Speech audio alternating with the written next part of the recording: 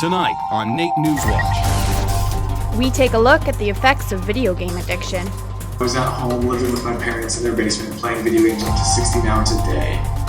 The craft beer market is starting to boom in Alberta. We're seeing more and more in Alberta where people just are starting to really appreciate. For young athletes, is it better to be sports specific or play multiple sports? I was always excited to play both sports. You know, if hockey started dragging on, the season was over, then you jump right into lacrosse. NewsWatch starts now. Good evening and welcome to NAIT NewsWatch. On tonight's show, some shocking news out of the legislature as Premier Rachel Notley is announcing a new carbon Brittany, tax. I'm sorry, I can't do this anymore. Darcy, the prompter's rolling. It's the same show week after week after week. What are we doing here? I don't know anymore. Aren't you bored? Every week it's the same thing. City Hall this. Students Union that? Isn't there something else we can do? I mean, it'd be nice if we for once could take an in-depth look at some stories, really raise some emotions, answer some questions. Maybe give the folks a little something extra. Like NAIT NewsWatch Extra. I think you're onto something. Okay. You guys stay at home. You stay right there. We'll be right back. Also going to be taking a look at some video game addiction starting off here, and I think my co-anchor Darcy may need to watch that one closely. Sorry, what? That's what I thought. Let's take a look. Enemy target ahead! Connor, like many students, like to spend his spare time relaxing and playing video games. Hours a week? Ooh. Can get up to at least like 12, 13. It is estimated that 8.5% of youth in the U.S. are addicted to video games. However, video game addiction is commonly overlooked, as video games is a hobby for many. Even here in our classroom, we have some video games to help us blow off some steam. However, there is such a thing as playing too many video games. Some signs of video game addiction is feeling restless when unable to play video games, isolating yourself from others to play games, and migraines from intense concentration or eye strain. I know friends that are like that who literally cannot leave their couch because they're ranked 14th in the world for some game or whatever like that, and that's literally becomes their life. And you see that in your friend, you're like, oh my god, he's literally spending 22 hours a day playing this game. So I can definitely see that as being a really unhealthy thing. Video game addiction is a real thing, and for Kamadare, he knows too well from first-hand experience. Gaming went from being just normal to being an escape. And as it became an escape, that's when it became a problem. So I actually dropped out of high school not once but twice, never graduated, never went to college. And instead of going off to college like all my friends, I was at home living with my parents in their basement playing video games up to 16 hours a day. Now, as much as gaming allowed me to escape from dealing with my problems, it didn't actually fix it, and eventually I came to a point where I wrote a suicide note, and that's the moment when I realized I needed to make a change. Cam realized that there might be more people like him, so he created the website Game Quitters and created the YouTube channel Game Quitters, which is now the biggest support group for people quitting video games. And for Connor, he feels that that video games is not an issue for him. Kyle Greekis, NAIT NewsWatch. Kyle. With the development of the ICE district, property in the downtown core is at a premium. The old remand center behind us has been sitting empty for 4 years. It's been suggested that it could be turned into an art center, low-income housing, or an Indigenous welcome center. Our Taylor Panicha has more on that story. The old Edmonton Remand Center has been sitting vacant for the past 4 years now. The abandoned building is wasted space. While the jail remains, many people have suggested the area become an art space or to play the role of affordable housing units for Edmontonians.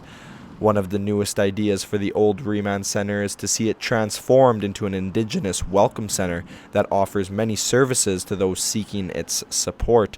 Sharon Pasula, an Aboriginal cultural and educational helper of the Boyle Street Community League, says it would welcome many Indigenous people coming from the reserves to the city. When Indigenous people are moving to the city from the reserve and rural areas, it's quite a culture shock. Many people don't realize that. The reserve living is quite different. And, coming to a city, and I mean, Edmonton's not a super huge city, but still it's big enough that it takes people a while to acclimatize to it. I'm standing here in front of the old Edmonton Remand Center, a vacant lot now for the past 4 years. The city of Edmonton is looking to turn it into affordable housing or art space, while Sharon Pasula is advocating and pushing it to be an Indigenous welcome center. With the city of Edmonton looking at ideas of demolishing the old Edmonton Remand Center because of a cost-effective solution, many say the city should sell it to a potential business buyer that's looking to revitalize the look and feel of the building to spark up the Edmonton downtown area. The issues many businesses have and the idea that Pasula is advocating is that renovating the center would not be a cheap and easy task because of the building's layout.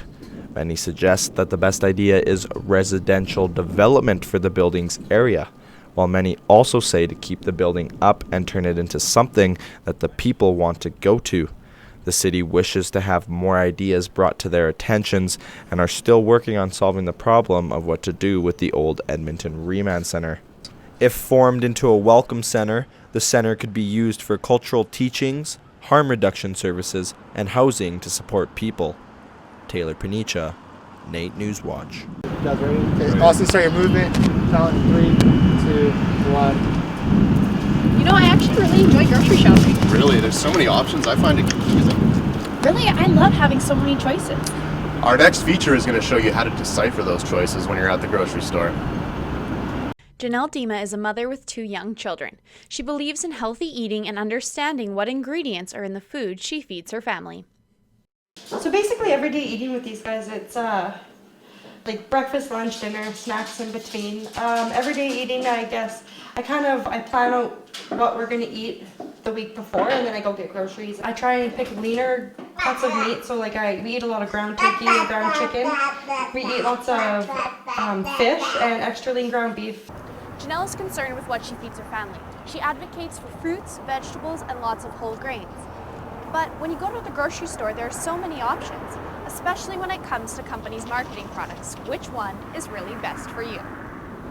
The Superstore brand, but it says free from. So I assume that it's free from antibiotics, chemicals, whatever that could be in meat. Many people share Janelle's concern when they go to the grocery store.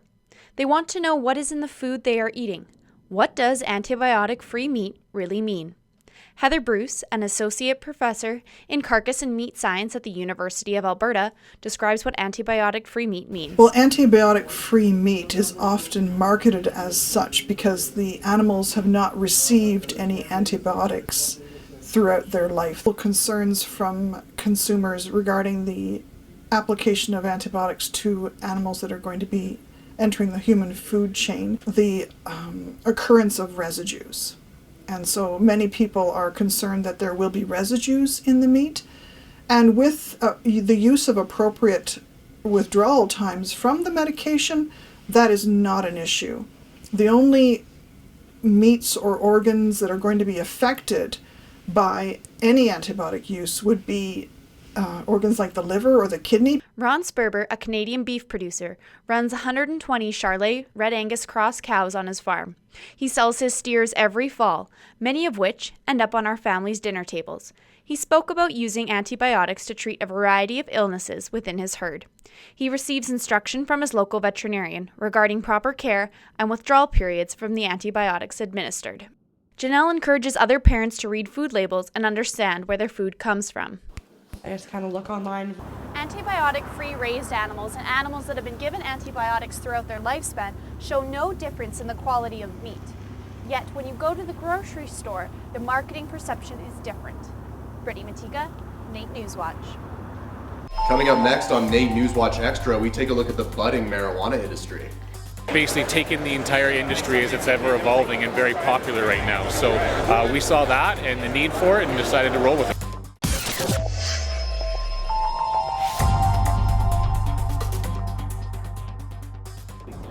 Because marijuana is illegal in Canada. Well, no, I heard that Justin Trudeau's going to legalize it. It is apparently coming through the House of Commons. However, here in Edmonton, it will depend on what City Hall decides as to whether or not we as Edmontonians will get to use it. This stuff's already happened. People have already been writing laws, and they've been making a lot of mistakes. What is going to happen for you guys coming up in 2018? From 8 to 10,000 Edmontonians visited the expo to learn more about what to expect once cannabis is legalized, from growing your own plants in your own home to testing the potency of your marijuana. The expo had it all. You basically do a small process for us, send it back, and then we run it on a high-pressure liquid chromatography. This was the first cannabis expo of this kind at Northlands, set up to not just show off products, but talk about the industry as well. But we realize that there's a huge want for information and a need for a cannabis and hemp forum where you can learn and buy products and just basically take in the entire industry as it's ever evolving and very popular right now. So we saw that and the need for it and decided to roll with it. One of the public speakers at the expo was Washington Dispensary owner Random Vaughn, who came to the expo to share his story and his business experience with legalization. I got into this industry because a very, very good friend of mine, his wife got stage 4 cancer. They were going homeless. Okay? He goes, hey man, I just need to get some lights so we can grow some of our own weed so she can get off these painkillers that are literally killing her. Said, hey man, I don't got that much money, but I can help you out with some lights. And on down the road, and then all of a sudden I'm standing in a store helping other customers that have stage 4 cancer and dying. Right now, the industry does seem a bit shaded, though. Companies like Aura Cannabis sell recreational marijuana online, but they kind of exist in the legal gray area until legalization. Aura Cannabis, we are a dispensary with a license based out of Vancouver. We offer online services for people of Alberta. So we have a large selection of cannabis, 20 strains currently, anywhere from $5 a gram up to $14 a gram. While events like the expo show off what the industry will look like, City Council is hard at work to see what the industry will look like in Edmonton. The most work after the legislative phase will, as usual, roll downhill to us. At the first City Hall meeting to address the legalization, City Councilors started laying the groundwork for legal cannabis in Edmonton, which won't be finished until 2018. You know, Brittany, there's so many of these craft breweries popping up all over Edmonton, eh? There is definitely in Edmonton and as well across the province. There's now 50 registered breweries. Our next feature is going to take a look at the expanding business of craft brewing. Alley Cat is one of the oldest breweries in Alberta that currently has nearly 4 million bottles or 13.5 thousand hectoliters of their beer made annually. Their production manager, Tim McLeod, states that the startup and the next few years following was bumpy, and the key tactic to success was persistence. We're seeing more and more in Alberta where people just are starting to really appreciate what it is that we and all the other brewers are doing. It's no secret that the economy is in a bad spot, but things may be looking up for Alley Cat and other small breweries across the province. Included in Budget 2017, $25 million in funding has been put into the Alberta Small Brewer Association. This is to help small Alberta-based brewers to develop their businesses. Aside from that, McLeod says it took teamwork to get to where they are. You know, it was aided by other brewers coming along, and, you know, we kind of have this force of breweries to go out and teach everybody and show everybody that what can be different. With Alley Cat being considered the grandfather of craft beer, many local breweries are now popping up everywhere, garnering large popularity. Situation Brewing is one of the newer breweries in the city, marking its first full year of operation in May. In 2016, Alberta reached nearly 50 craft breweries, jumping from 18 in 2014. Half of the beer is poured right in the brewery for consumers. They envision to distribute the other half of their brewed beer around local establishments that are like-minded and appreciate craft beer for what it is. For the owner of Situation Brewing, it wasn't always about business when it comes to the craft. So I've been enjoying craft beer for a number of years and decided to start trying to make some of it myself. And that was at home just for fun. And then quickly my hobby started to grow and I started sharing it with friends. Back at Alley Cat, Tim McLeod doesn't believe craft beer is going away anytime soon. The passion and effort it takes to create what we do, I think is being appreciated more and more. And you know, when times are tough out there, that's just something people don't want to give up. Austin Patrick, NAIT NewsWatch. Brittany, this cemetery gives me the creeps. Does it? It doesn't really bother me. Aren't you worried that we're gonna get chased by a ghost or something? Well, it hadn't crossed my mind till now. And coming up next is a feature that's going to show us what to do if you encounter the supernatural. It's past midnight and the wind is howling wildly. There's a scraping at your window, a banging on the pipes, a knocking at the foot of your bed. It's just the wind, you tell yourself as you try and lull yourself back to sleep. But you might want to think twice about that. It could be a lost spirit who's calling your house home. But more importantly, what do you do when you have a spirit in your house? And how do you know for sure if you have one? Rona Anderson and her husband Ben are paranormal investigators here in Edmonton. Anderson is a medium who can make contact with spirits. But apparently when I was a kid, I had an imaginary friend, which a lot of parents think kids have, but you know, later on in life, my mother finally told me, she says, "You're talking to a ghost." It wasn't an imaginary friend. Anderson explains how to tell if there's a presence in your home. The signs may seem innocuous at first, but there is more than meets the eye. A lot of people will say to us, you're gonna think I'm crazy, but, and then they'll recite, this is what's happening to me. And a lot of times it's footsteps coming down the hallway in the night, looking out in the hallway, nobody's there.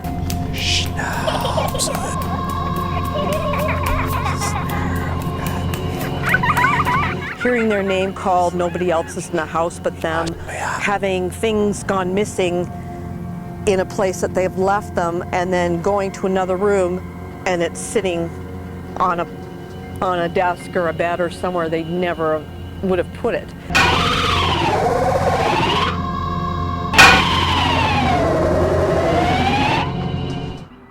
Your first thought may be that ghosts are there to harm you, but Anderson explains there is often a tragic story for why a spirit is stuck here on Earth. A lot of spirits now lately that are spirits that people who have died with Alzheimer's, and they don't realize they're dead. While we were filming, apparently a couple of ghosts showed up to watch my interview with Rona.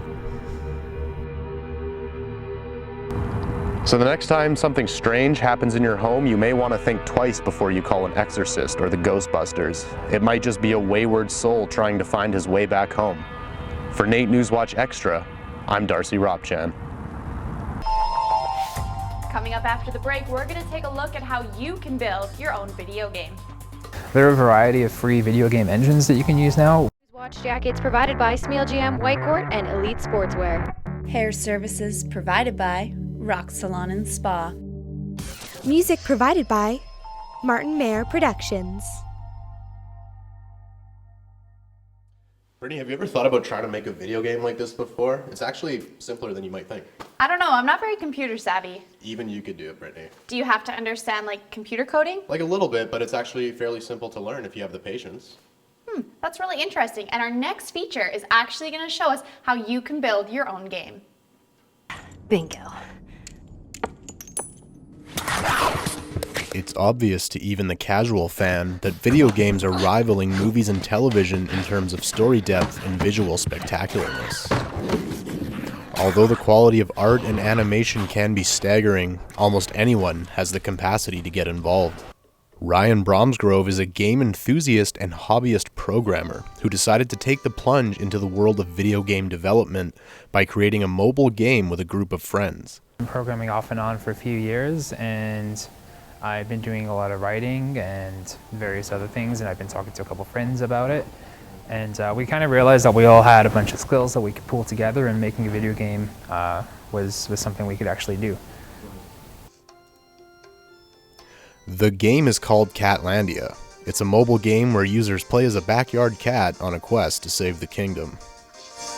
Just to provide like a kind of a full-scale 2D RPG, but all the characters are cats and other animals. So the response from the first time we showed it was really, really positive and encouraging, even though we only had like such a small thing to show people.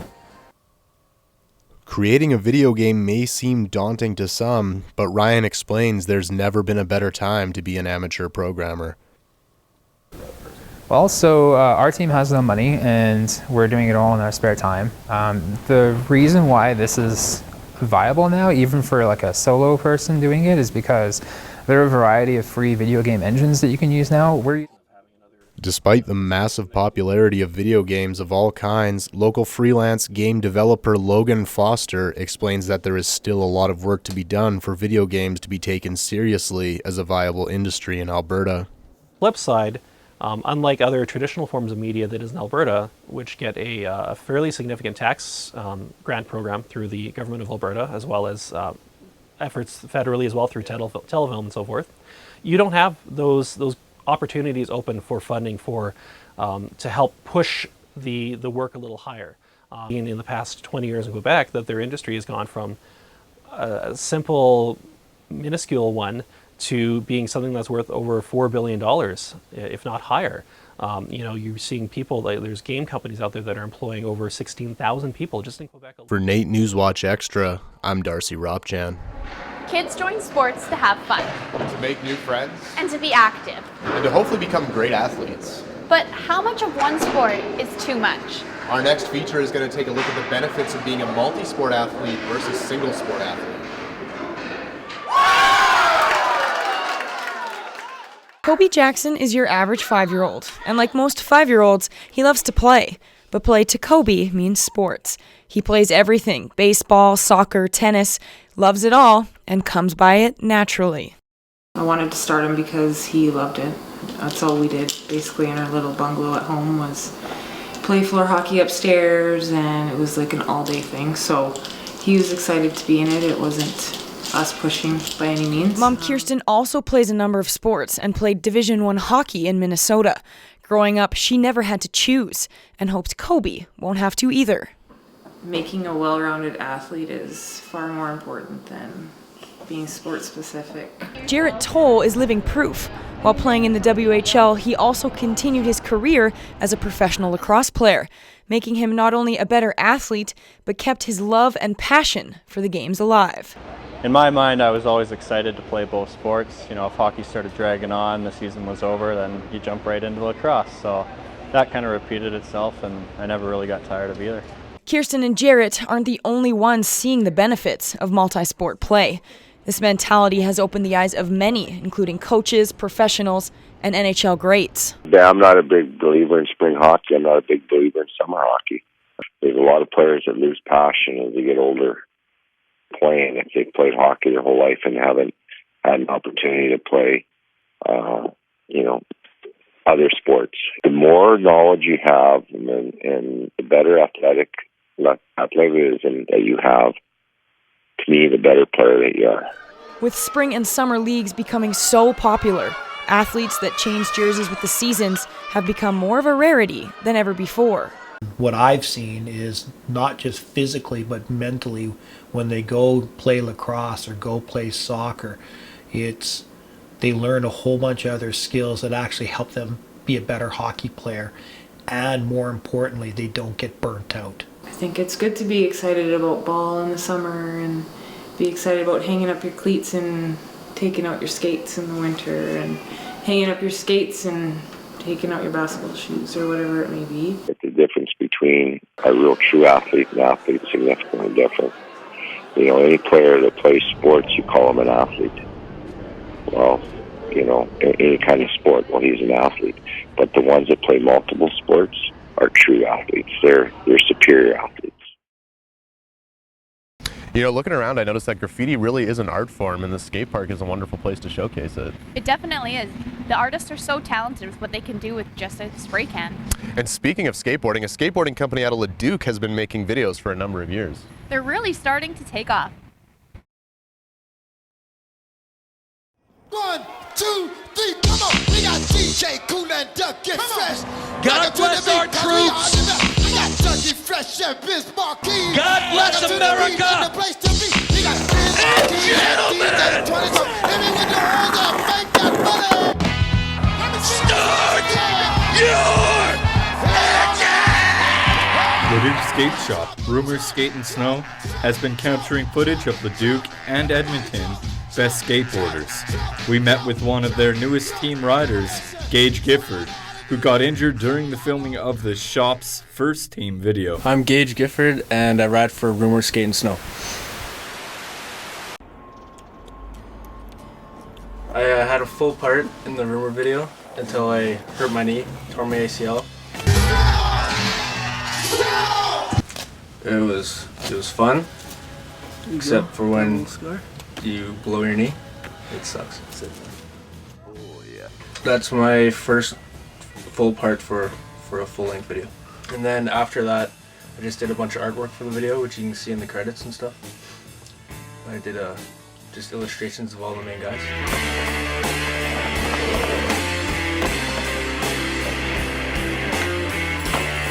Just filming with the bros, man. It was fun every day.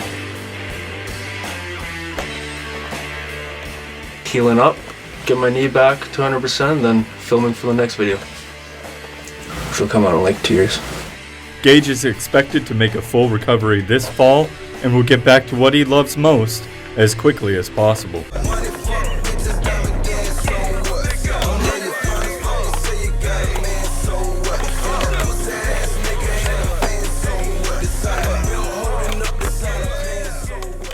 Great bunch of stories, eh, Brittany? It definitely was a more in-depth look at a lot of different news, entertainment, and sports features. And it was nice just to get out of this like hot, stuffy studio for a few seconds, huh?